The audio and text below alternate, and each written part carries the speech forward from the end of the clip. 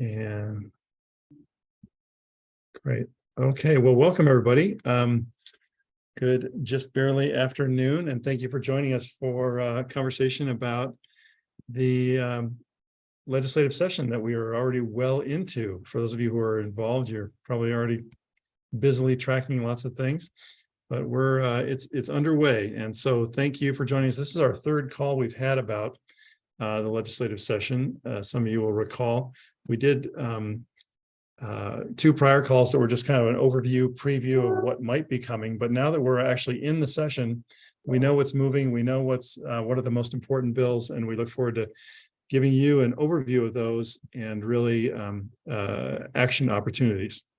So this one is all about action and ways that the business community can get involved. First, to step back for a second, my name is Tim Miller, and I'm the director of Oregon Business for Climate. Several of you are members. Thank you very much for being members and supporting our work.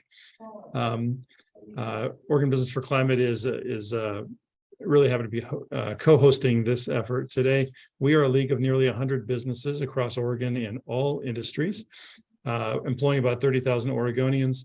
And we are really focused on both the imperative of addressing climate change, but also the opportunity. It's a big economic opportunity and something we all have to do. Really happy to be co-hosting this today with Oregon Environmental Council. And my friend and colleague, Nora Apter, is here. She is the Climate Program Director at OEC, and she'll be co-hosting. And we're both going to be covering content on the important bills that we're going to be touching on today. First, as you all know, business leaders have a really critical voice, and legislators really appreciate it when business leaders can make the time to testify or reach out or send a letter, whatever mode you can engage in, and we'll be talking about those opportunities. Business leaders bring, especially business leaders who understand the urgency and imperative of addressing climate change, that speaks loudly to legislators. So really want to arm you with the information you need to get involved in the session. We also will have time for Q&A, but please put questions in chat as we go here. If they're just clarifying questions, we'll try to address them on the fly, but we'll take questions mostly at the end. And we also are really happy to have some experts for some of these policies on the line here today. So if you want to ask tricky questions or really more specific questions, we hopefully can address those. Or if we don't have an expert for that particular bill, we will capture the question and get back to you later. So with that, let's jump into our agenda. We're going to be Nora's going to provide an overview of sort of the legislature, what's happening this session, what are some of the dynamics going on, just for a little context. And then we're going to go into sort of four categories of bills, multiple bills in some of these categories. Talking about the federal opportunity, which is a big piece of the backdrop, talking about buildings, talking about transportation, and addressing climate smart lands and rural economies. So we're going to hit on all these things, and we're going to keep moving quickly. So with that, Nora, would you provide us a little background on the legislative session? Yeah, thanks, Tim. And just want to echo thanks for everybody for being here and just underscore how critical climate leaders like you all are to making progress on climate in Oregon. We're really hopeful that this briefing provides some near-term action items and opportunities for you all to plug in. So before we turn to the bills, want to just give some high-level context on dynamics and kind of where we are in legislative session. So first, we go to the next slide. Folks, of course, folks know we had a midterm election in November, which really made clear that Oregonians want people in office who are committed to climate action. And so much so, some have declared that that election was a green wave. We, of course, now have a new governor, Tina Kotek, who ran on a track record of passing transformative climate policies and pledged to defend and build on the state's climate progress. We also maintained pro-environment majorities, although not super majorities, in both the House and Senate. And we have new leadership. Representative Dan Rayfield of Corvallis, Rep. Fahey of Eugene, Senator Lieber of Beaverton, and Senator Wagner of Lake Oswego are all now in leadership positions. We also have some new rules. Oregon voters overwhelmingly approved Measure 113, which will hold politicians accountable for their unexcused absences from the Capitol. Folks might remember over the last several legislative sessions or in recent years, we've seen anti-climate legislators physically flee the Capitol to prevent the passage of a number of bills, including climate legislation. So this is, that was in many ways a referendum on climate. Next slide, please. So some other important context for this session is the budget, which folks have probably seen a lot in the news around. State economists released our state revenue forecast last week, and while things are looking better than anticipated, the governor's office and legislative leadership are strongly signaling that we will have some tough choices ahead. And that means that we have to fight harder than ever to ensure that our state energy and environment and natural resource agencies are well funded to both support continued climate progress, to advance new programs and incentives, as well as to leverage really unprecedented federal investments in climate and clean energy. So we know that the 2023 session is going to be key to positioning our state for success in leveraging and implementing the Inflation Reduction Act in particular, which includes some $370 billion in climate and clean energy programs nationwide. I'll come back to the budget and some near-term engagement opportunities there, but first, if you could go to the next slide, I just want to do a quick Schoolhouse Rock, Oregon legislative style. Again, we're really hopeful this briefing will give you clarity in terms of how to weigh in as these climate priorities move through session. So as we're referring to things like hearings and work sessions, just want to make sure that everybody understands kind of what we're talking about and how best to plug in. So to review, this is just a quick snapshot. You know, the legislature doesn't always follow this exact process, but this is in general what you can expect as far as how a bill moves forward and ultimately becomes a law. So we, of course, have bill introduction. We are pretty much past that stage in the legislative process. After bills are introduced, they're referred to committees, typically policy committees that will consider the bill and offer public hearings on a piece of legislation.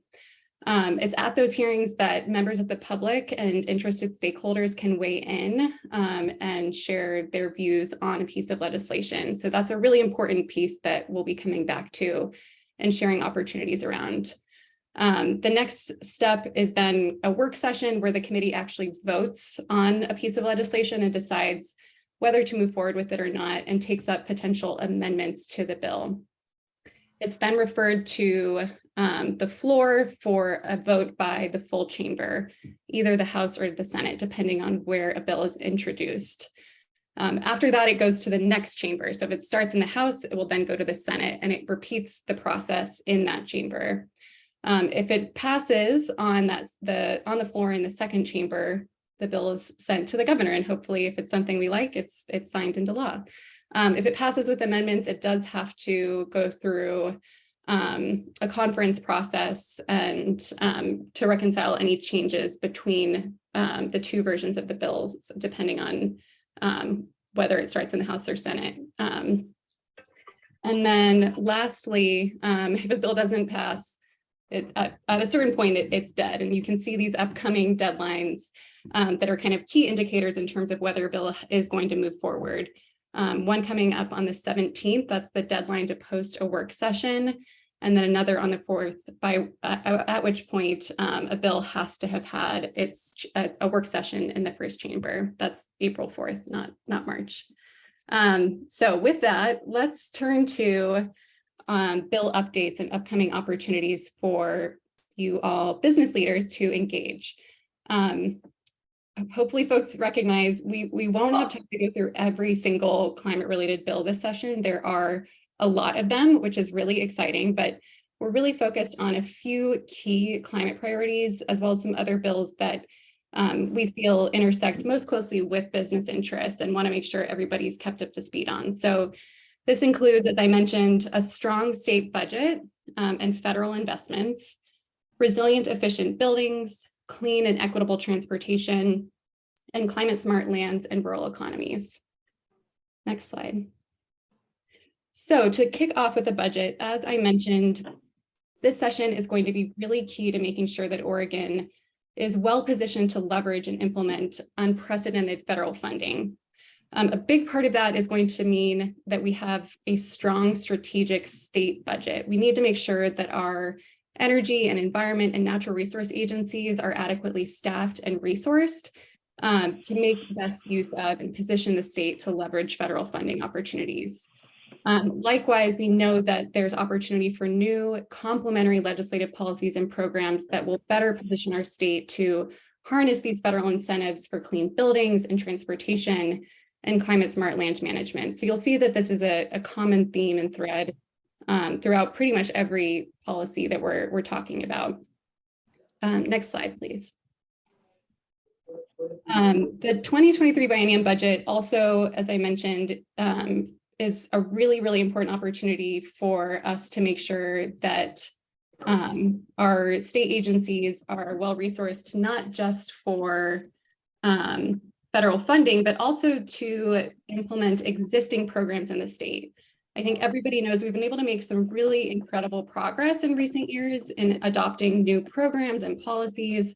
But if we don't adequately fund our state energy and environment agencies to implement those policies, then we're not setting ourselves up for success in ensuring that we're going to achieve our climate goals. So we need to, at baseline, make sure that our state agencies have adequate funding and are capacitated to implement existing programs and policies.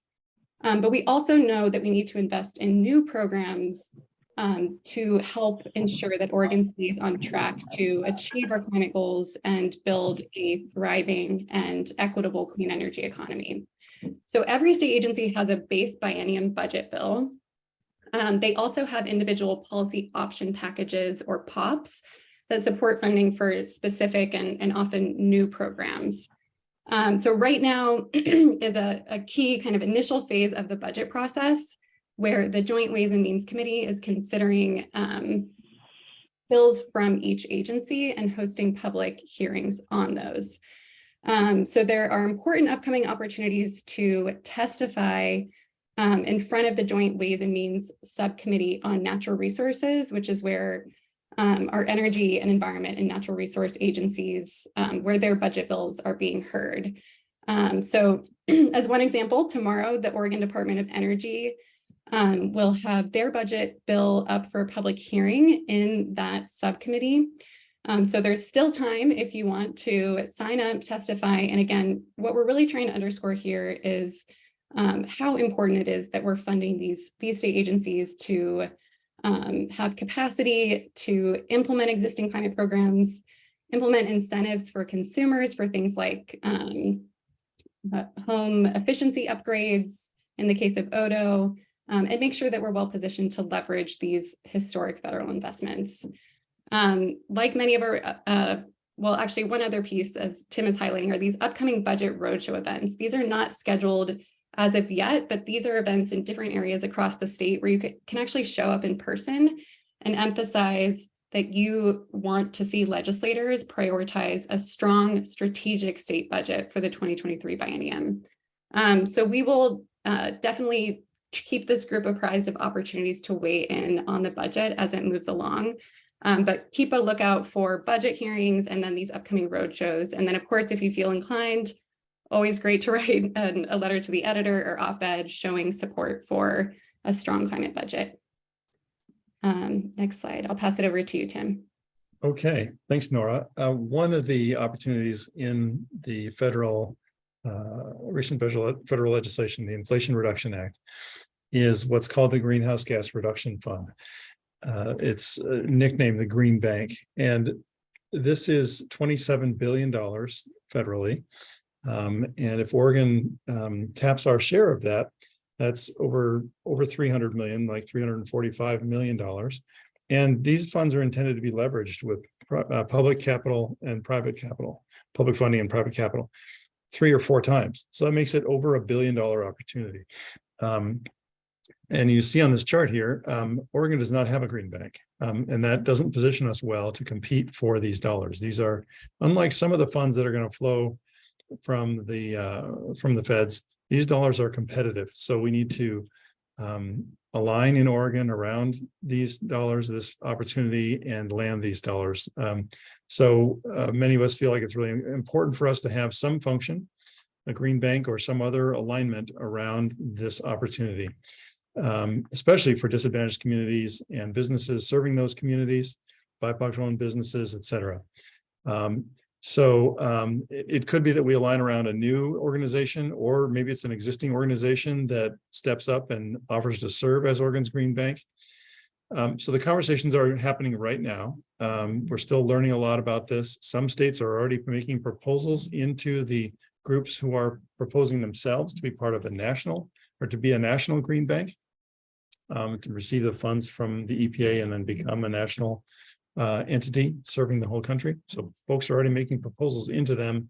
We are not, because we don't have a green bank. So we might not need legislation in the 23 session. It might be a matter of working for the next several months to get set up for the 2024 short legislative session. But we'll have to have our ducks in a row to go quickly in the 24 session if that's the path we take. So we're currently coordinating with a lot of stakeholders and trying to bring this conversation into a group where we can move it forward. And the engagement opportunities on this one are for you to contact me and let me know if you're interested in learning and tracking this, and I'll put you on the email list to keep sending out updates and keeping you informed on Oregon's Green Bank opportunity. The next one is resilient and efficient buildings. So let me, I'll keep going here for a minute. This is really a central push by all the climate advocate groups in the state. And really, it's a package of 4 bills. One is healthy heating and cooling for all. That's Senate Bill 868. Then there's Build Smart from the Start. This is really improving our building codes so that new construction, all new construction brings our buildings to a more efficient and resilient baseline as we're moving forward. We want to get our state to where we are competitive with the best states and really on path to addressing our climate goals. By the way, back on that healthy heating and cooling for all, the first one there, this really helps us align our energy efficiency programs. We have many of those in the state, helps align those to our climate goals, and really also helps families across Oregon for more rapid deployment of heat pumps and weatherization and retrofit dollars, energy efficiency dollars. So really important there to keep helping families make their homes more efficient. And from a business standpoint, creates a lot of jobs, creates a lot of opportunities for contractors throughout Oregon doing this work. On that third one, the building performance standard, this is something that addresses existing, focused on large commercial buildings, existing buildings, to make sure that they are continuously improving over time. It's a huge climate opportunity. A lot of our buildings emissions are there. By the way, overall, buildings are about our second largest source of emissions. So this is why this is such a critical package of bills. The fourth one is smart state buildings. This is giving the state an opportunity to really lead and drive efficiency and strong building performance, setting the standard, helping businesses who are doing that work innovate to serve more efficient buildings, and improving our reducing our emissions and improving our air quality. So that's sort of the package of 4 bills here. And we have an expert with us here who can speak to it, in addition to Nora knows a lot about this one as well. So we'll look forward to answering questions on this one. But this is, again, Senate Bills 868 through 871. It's introduced, it's referred to the Senate Energy and Environment Committee. The way to engage on this is to basically join the Building Resilience campaign. There's a whole campaign set up and dozens of groups already involved from an advocacy standpoint, but we need more businesses involved. I saw that Clark Brockman is on with Sarah. They're one of the expert kinds of businesses involved in this space, many, many others. We'd love to bring business voices to this conversation. So please engage, and we'll get you these links to join the Building Resilience campaign. Let's go to transportation. I guess that's mine as well. Broadly, our objectives on transportation are to accelerate electrification on transportation by supporting incentives for all types of vehicles, There are bills for micro transportation solutions on up to medium and heavy duty. And we'll talk about the medium and heavy duty ones today. And align transportation revenue and spending with the state's goals around climate and equity. Those are sort of our big, broad goals here. But speaking to specific bills, we'd really like to see an electric truck rebate bill. So HB 2741 is in progress here. This would address from larger pickups to box trucks to on up to Class 8, and to create incentives here. One of the biggest hurdles to businesses adopting electric vehicles is the upfront cost. And these vehicles save money over time, but we need incentives to help businesses get over the hump of the upfront cost there. So this would dedicate $15 million to establishing a rebate program for that. That may not sound like a lot, but part of the strategy here is to get a program set up so we can leverage the federal dollars to that are really significant federal dollars to bolster those incentives and help businesses adopt medium and heavy duty trucks that are cleaner, because this is a huge source of our emissions in Oregon. It also is smart in the way of prioritizing incentives or providing extra incentives for trucks that spend a lot of time in our disproportionately impacted communities. So addressing that air pollution that's coming from trucks. So there's a letter of support you can sign on to for this one, and we'll get you that link. And the experts are shown down there at the bottom of the slide, V. Pekar at Climate Solutions, and David Bandhoff, who's on the call with us today. So that's our electric truck rebate opportunity. Another one, we have Keith Wilson here on the call with us today, is Better Fuels Oregon. Keith is the lead and has been the advocate on this for years now. And this is Senate Bill 803. It gradually replaces petroleum diesel with renewable diesel in Oregon by 2030. So it's a phased approach, starting in the metropolitan area, and then the western part of the state, and then finally the eastern part of the state. Very smart design to phase it in over time. It's a drop-in replacement for diesel fuel, so no issue. In fact, it reduces maintenance costs for companies that have a diesel fleet. It reduces greenhouse gas emissions by up to 80%, huge improvement there. But also a really important factor that we've talked about more and more here is it reduces Oregon's biggest source of black carbon. And black carbon is what you see on the top of a truck where the smokestack is. It coats the truck, but it also, unfortunately, coats our snowpack and accelerates melting and impacts our availability of water. And drought, as you know, is a huge issue across much of the state, more and more these days. This bill has been improved year after year, and it has off ramps for if prices end up going up for renewable diesel, the program pauses. If there's an availability issue, the program pauses. If there's cold weather concerns, that's addressed in the bill as well. So really, there's a lot of supply here, and it's available for us to phase in by 2030 and get Oregon off of fossil diesel. The engagement opportunity here is to testify tomorrow. So that's why this is highlighted on this slide here. This is the one where we can really say, if you want to engage, the opportunity is tomorrow at 1 p.m. And would love to have business voices saying, speaking to legislators about the trucks that they use and the diesel you're burning right now and how you'd like to get off of diesel with this cleaner drop-in fuel. So would love to have your testimony. That little graphic there shows you just very visibly how much cleaner renewable diesel burns.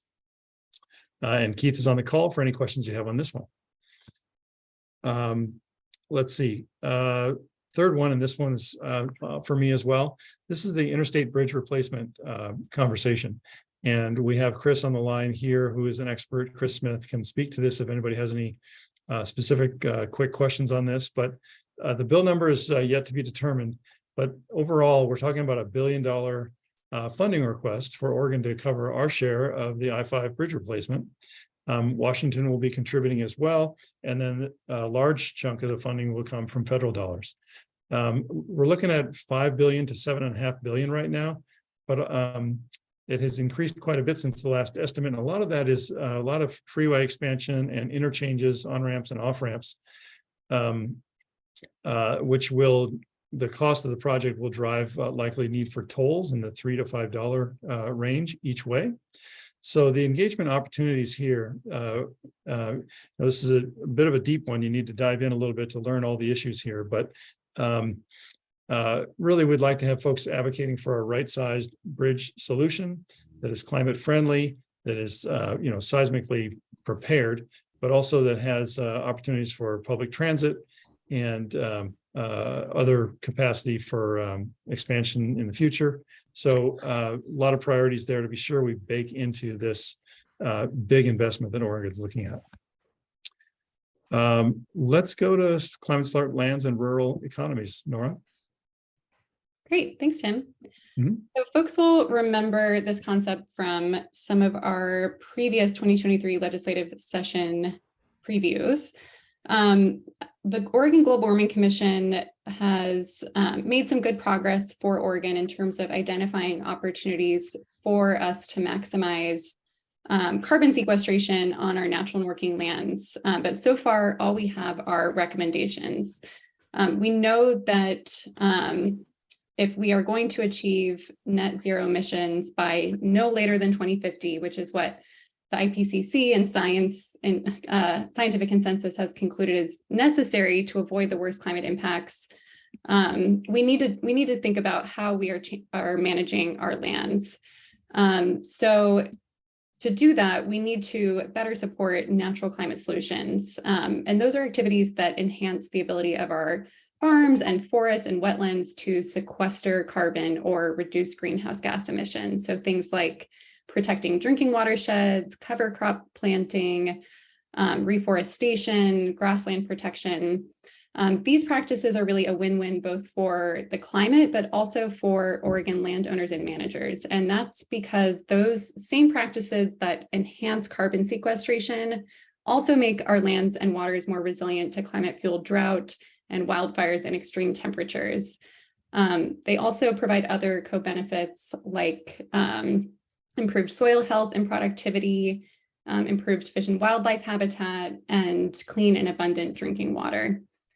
So we have a really important opportunity to invest in natural climate solutions in Oregon. And as part of that, leverage the close to $30 billion in Inflation Reduction Act incentives for these types of climate smart land management activities. Next slide, please. So the bill that we're focused on this session in the natural climate solutions space is SB 530 that will help maximize carbon sequestration on our forests and agricultural lands and wetlands and improve the resilience of our natural resource economies by positioning the state to leverage those federal funding opportunities as well as state funds in natural climate solutions. So we'll create a source of state funding for voluntary actions by landowners and managers to remove climate pollution and store it in natural and working lands. It will also invest in a comprehensive natural and working lands inventory for the state and look at opportunities for workforce development and training. We have already had a hearing in Senate Natural Resources Committee on this bill. More than 160 folks testified in support. That included dozens of ranchers and farmers and other landowners and managers in Oregon. And we have more than 60 landowners and managers who have endorsed this bill. But we know that continuing to demonstrate the support of ranchers and farmers and forest landowners that stand to benefit from these incentives is going to be really, really key to getting this bill across the finish line and delivering these benefits for rural economies. So there are some near-term engagement opportunities. If you haven't already, we are looking to grow the list of endorsers for this legislation. There's also a sign-on letter, which I will drop the link to in the chat that we're keeping evergreen. So again, we've already passed this first hurdle in the Senate Natural Resources Committee, but we are expecting this bill will be subsequently referred to the Ways and Means Committee. And then of course, we need to continue showing support for the bill throughout session. I think the important thing to keep in mind for all of the priorities we're talking about today is that The legislative long session is really a marathon, not a sprint. So we have these first important hurdles that we're getting through in committee, but then we need to continue that momentum and keep up the enthusiasm through the end of session to get these bills across the finish line. So we'll drop in a link to both the endorsement form as well as the letter of support. And like the other bills we've mentioned, other ways to engage and show support is by writing to your legislators, as well as showing support in public-facing communications by writing a letter to the editor, demonstrating or underscoring reasons why you think that natural climate solutions are important for the legislature to act on this session. Next slide. All right, so to wrap us up, this is kind of a complementary bill to SB 530. And I've been referring to this bill as the Oregon Climate Modernization Bill. And that's because it both strengthens Oregon's climate targets as well as modernizes our Global Warming Commission. Folks who may be unfamiliar, the Oregon Global Warming Commission has been around for many, many years now and has been really key in coordinating and helping to advance progress toward achieving Oregon's climate goals. However, the commission is largely volunteer staff, and they're really consistently punching above their weight. But we know if we're going to continue making progress, we need to make sure that we're supporting the analytical and coordination tools that the commission provides for Oregon. So this will help support the Global Warming Commission and modernize it by updating the name of the Global Warming Commission to better reflect our current needs. So it would change it to the Oregon Climate Action Commission. And it would also significantly strengthen our climate targets. Oregon's statutory greenhouse gas reduction targets haven't been updated since 2007. And of course, since that time, we've seen dozens of IPCC reports and other new scientific evidence underscoring that we really need to ramp up and accelerate our emissions reductions if we're going to stave off the worst and most catastrophic climate impacts. So the bill would update Oregon's greenhouse gas emissions reduction targets to support emissions reductions of at least 45% below 1990 levels by 2030, at least 70% below 1990 levels by 2040, and 95% by 2050. This will bring us better in line with what the best available science says is necessary, and will also better reflect the goals that are in statute in neighboring jurisdictions, California and Washington, as well as what the Biden administration has committed to in working to achieve our nationally determined contribution, our commitment to cutting emissions in half nationally by 2030.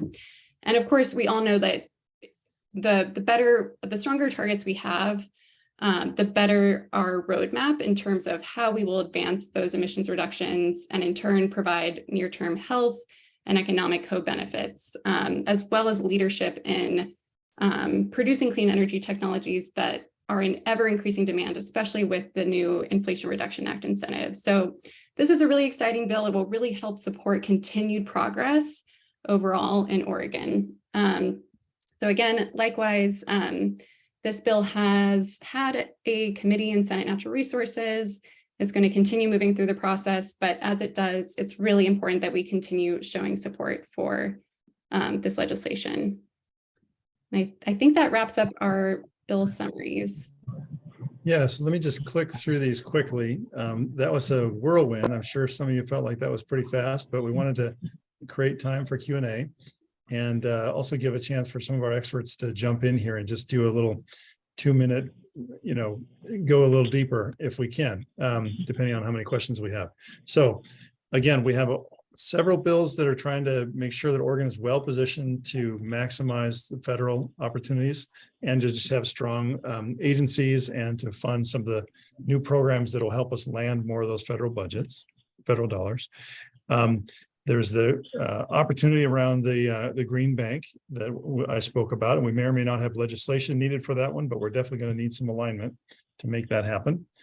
There's the package of bills around efficient and clean buildings, both new and existing buildings, commercial, residential, across the board. So that's the building resilience campaign that we talked about. There's HB 2714 instead of 741. Sorry, our error here, my error.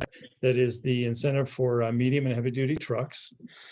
And critical there for a business voice, obviously, to say that that would be helpful for you all as business leaders. There's the conversation around the interstate bridge replacement. And there's no bill number there yet, as far as we know, but a very important conversation there and $1 billion investment potentially for Oregon, wanting to make sure the economics are right and that it includes thinking and optimizing for addressing climate change and equity. And then SB 530, increasing the opportunities for carbon sequestration across our natural and working lands, farms, forests, wetlands. Really, that's also setting us up for landing federal dollars for our owners and folks who are working the lands. And then finally on this list, the opportunity to strengthen our Oregon Global Warming Commission and our state goals to address climate change, getting those into statute so we can really align around what's required by science for us to address climate change, and putting into statute that if those requirements change, then the Global Warming Commission, which will be renamed, will be able to propose those new goals so that we can continue to make sure that we are in line with what science requires on addressing climate change. So that's the flyover again. And again, start thinking about your questions. But Nora has a couple other things to cover here just to recap on engagement. Thanks, Tim. So you probably picked up on some common themes as far as action items that you can take to support legislation in the 2023 session to move forward with climate action. So just want to kind of summarize at a high level what you can do to plug in and show support for climate, and let your lawmakers know that climate action is a top priority for you as a business leader this session.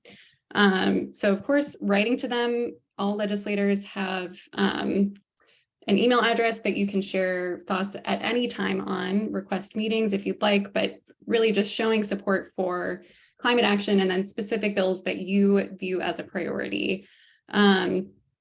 You can also call and ask what they're doing to advance the issue. Again, setting up meetings is something that they often do with constituents, but you can also attend constituent coffees or other type of town hall events that legislators often hold for their constituents, specifically to hear what issues are important for them, important to them. That's a great place to, again, ask your legislator, what do you see as an important climate priority this session, and share what is most important to you as their constituent. Likewise, we talked about some communications tools, writing letters to the editor or op-eds in support of climate action is another important way to really ramp up momentum and just show enthusiasm for advancing these climate priorities this session. And then likewise, the more that we have other business leaders that are part of this movement, that are paying attention and engaging, the better positioned that we will be to make progress. So those are some kind of like high level tools and tactics to show your support for climate action. And then, as we mentioned, when it comes to showing support for specific bills, there are opportunities throughout the legislative process to weigh in, including by attending public hearings as committees consider specific legislation. And we'll talk about how to do that in a minute, as well as submitting written testimony. So maybe you can't take time out of your day to testify verbally. You can still get your opinion on the record by submitting written testimony. And you can do that up to 48 hours after the start of a hearing on a given bill. Again, there's opportunities to endorse legislation. There is a ton of great coalition work underway. We shared points of contact for each bill that we discussed. Those are people to reach out to figure out how you can get on record and endorse a given piece of legislation, or likewise join sign-on letters that are already underway that are relevant to a specific bill. So with that, I'm just going to quickly review what we're talking about when we are talking about testimony. So I mentioned the Odo budget hearing that's up tomorrow. We're just going to take that as a quick example of how to sign up for a hearing. So this is a screenshot of OLIS, which is the Oregon Legislature's webpage. Once you're on that page, you can navigate to a given committee and a given hearing date. Again, especially if you do sign up to get more involved in a given bill or campaign, those campaign leads can help keep you up to speed and kept apprised of these hearing opportunities. But once you get that information, again, you'll navigate to the committee page, and then you can see where to register to testify. You can do that either virtually, or if you're so inclined, you can go to Salem in person. The Capitol is under construction, so you do want to leave some extra time. Virtual testimony is probably the safest, just given kind of the weirdness of the physical Capitol structure this session. But always great to have bodies in person as much as possible as well. So that's that first circle around. Yeah, there you go. Thanks, Tim. And then if you scroll down on this page, there's if you see this call out box, that is where you can submit written testimony. And again, that is an option up to 48 hours after the start of a given hearing. So all this information is on the OLIS webpage. I'll drop a link in there, but what I really want to encourage folks to do is fill out the engagement form that we shared at the last our previous legislative preview. I just dropped that in the chat. So again, that gives you the opportunity to indicate which issue area you're most interested in. You can click all of them if you'd like. And that way we can better keep you apprised of opportunities to plug in and engage so that you don't have to continually go to the OLIS webpage to figure out what's happening on a given bill. Yeah, and I just want to second what Nora said about testifying here. It's pretty easy. Once you've done it a couple of times, it's very quick. You hear about a hearing that's happening tomorrow. It's on a bill you care about. You spend 20 minutes putting together a couple of thoughts, plan it for 2 minutes, because you're probably only going to get 2 minutes, and there's nothing worse than planning for more than that and then having to trim it down. So make one point. Speak to how it's relevant to you, your business, your personal story that is impactful for legislators. And you jump on. It's hosted by, it's usually Teams, not Zoom, but you'll get a special link. You do it from your desk and you make your voice heard. It's really pretty straightforward, and the opportunity to do it virtually now is just great. So thanks for covering that, Nora. I think let's see if there are any questions quickly. Otherwise, we might want to also just sort of whip back through the bills and see if any of the experts want to sort of add a point or two on any of the bills. But do we have any questions for us right off the bat? Anybody? You can just jump off mute or raise your hand. Otherwise, we'll go back through the bills and let some of the experts chime in. Okay.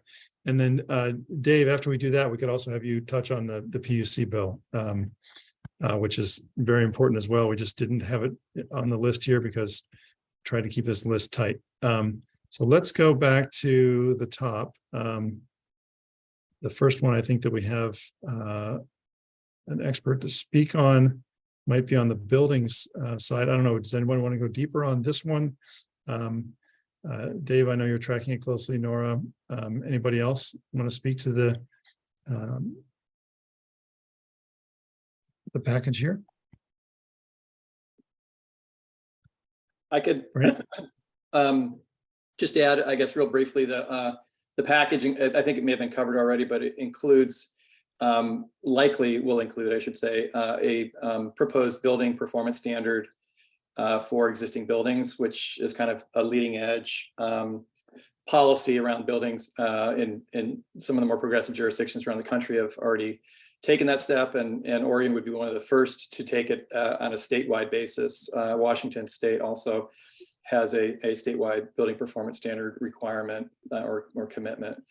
And the other thing that I guess is of probably interest is the connection, as was noted, to the federal funding. Millions of dollars coming through, and trying to set up heat pumps and electrification opportunities with that first bill would be really significant in terms of providing incentives and support for transition to heat pump hot water heaters. Yeah, and broadly, I will say that, every one of these has business opportunities in them as well. Yeah. Either you're a business who's involved in designing or constructing buildings, or you're a business that's located in a building, and you'd like some help to reduce your footprint, improve your building. This is a job creator. It's a money saver across the board. And it also has a significant equity impact here, with healthier buildings and buildings that are lower costs to create housing. We're trying to push really hard on creating housing in Oregon. If we build these buildings correctly from the start, they are lower cost long term. So any other questions here or any other comments to add? Okay, let's go on to the transportation ones. And this one, Dave, do you want to touch on this one? I know you're also a point of contact named on this one. Do you want to add anything that we didn't cover, or just double down? I would just point out, I guess, the bill has had its first hearing. It was one of the first to have a hearing way back in January, and there'll be some slight amendments and a work session. There hasn't been much. There aren't really any opposition testimony to date.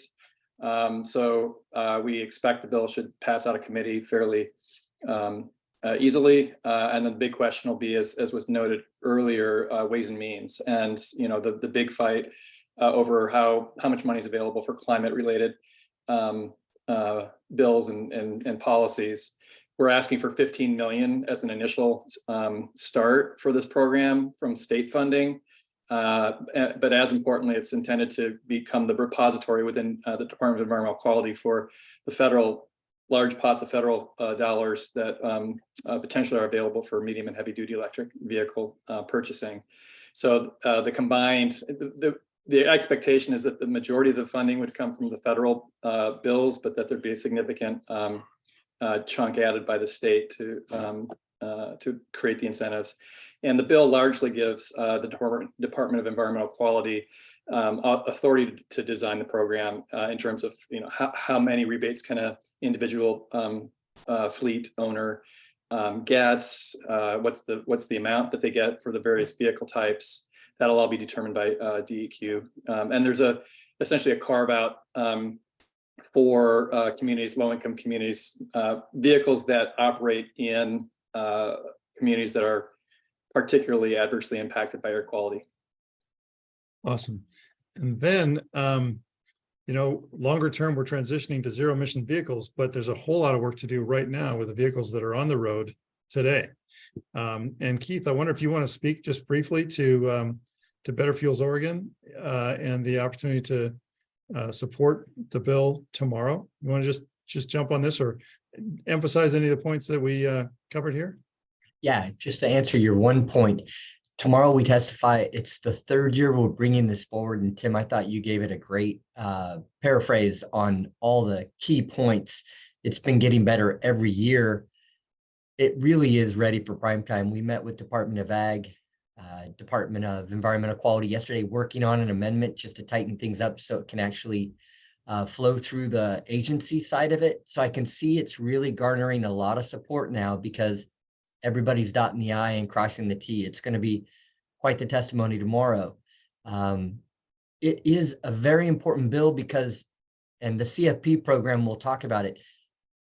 While we're all focused on 2050, this bill is designed to give us a 7-year ramp to address black carbon so we can lower warming today and protect our snowpack and address water scarcity. We have so many farmers and businesses that are failing because of lack of water, and I'll tell some stories about those farmers tomorrow. And this gives us a reprieve quickly while we work on the bigger global warming GHG reduction. So I ask all of you to weigh in. I'm also very happy to see Chris Eford, who is on the call. He is the chairman CEO of Next Renewables. He and I have been invited to provide a testimony informational tomorrow. So we'll be kicking off the energy and environment. I'll be focusing on the local Oregon benefits, and Chris will be handling really the global supplies just to show others that it can work. And then I'll just finish with this.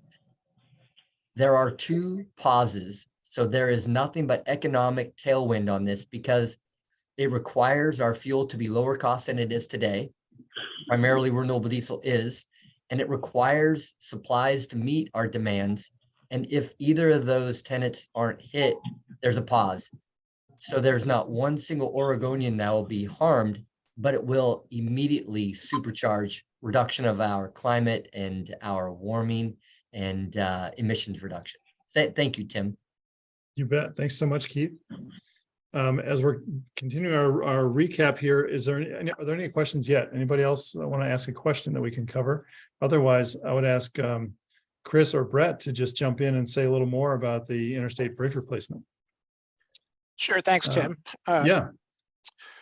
I guess the first thing I would say about this is be a little careful about the label. This is, billed as interstate bridge replacement, but in fact, the project would replace 2 bridges, the interstate bridge as well as the harbor bridge between Hayden Island and Portland, and upgrade 7 freeway interchanges along the way, including going from 6 lanes to 8 lanes for about 4 miles of that 5-mile overall project distance.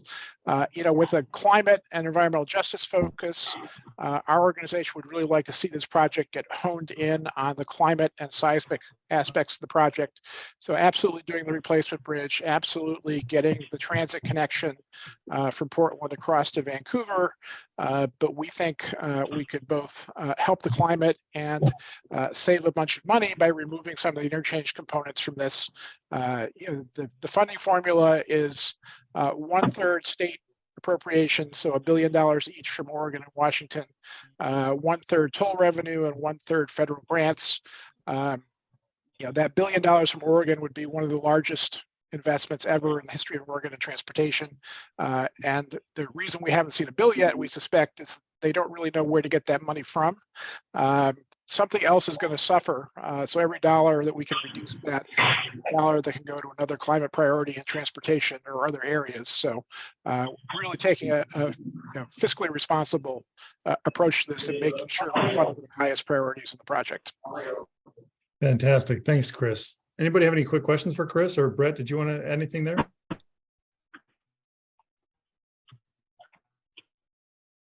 All right. That's I don't have anything to add. I had something that lost it. okay. Okay. Thanks, Brett. There's one other bill, folks, that we do want to touch on in our last few minutes here. The Public Utility Commission has the opportunity to improve their alignment on some of these issues. And Dave, do you want to just speak to that really quickly, and what's sort of the business implication and what a business leader can do to help on that one? There's actually a hearing today at 1 o'clock, sometime during the today's committee hearing process about the bill, and it would both provide further direction to the PUC to align its activity, its policy, its regulatory actions around achieving the state's greenhouse gas reduction targets, which to some extent PUC already has that authority and does, but this would provide more direction and I think give more clarity to the PUC that that's what the legislature and the state wants to see them doing. And then more tactically, it would remove ratepayer-based incentives for natural gas and other fossil fuel expansion projects, such as hookups to new homes or appliance purchasing, which right now is essentially subsidized by ratepayers, by us, for anybody that goes out and buys a natural gas appliance or gets hooked up. And the bill would say, you know, the companies, Northwest Natural and the other companies, can continue to do that, but they have to pay for it through their shareholder or funding. They can't use ratepayer funds to subsidize the expansion of the system, and that's largely out of a concern for ratepayers over time that could be kind of on the hook as there's the likely retrenchment of the natural gas system statewide. Fantastic. Thanks, Dave. Okay, so there are a bunch of links in the chat as well here. One of them, as Nora mentioned, is to quickly jump into that survey and let us know which ones you are interested in keeping track of so that we can keep you posted on opportunities for a business voice to help the legislature make the decisions we'd like to see to address climate change and improve equity and improve opportunities in Oregon. Nora, anything you want to say as we wrap up here? No, just thank you all again so much for your continued engagement and interest in showing support for climate action in the legislative session. It really makes a huge difference, and we just appreciate you continuing to show up. And again, Tim and I are here to be resources, make sure you're getting plugged in as you're interested in given bills or campaigns. So please don't hesitate to reach out, and we'll continue to be in touch and share opportunities to plug in as session moves along. But in the meantime, it's really helpful to us if you fill out the form Tim mentioned. I'll drop it in the chat once more. And just want to thank Tim for all of your leadership and Oregon Business for Climate. And thanks everybody for being here. Yeah, thank you all for coming. Thank you, Nora. Thank you, OEC, for all the work there. And thank you all for making time during your lunch. Have a great rest of your day. Thank you all. Thank you, Tim. Thanks Thanks, all. Nora. Thanks so much.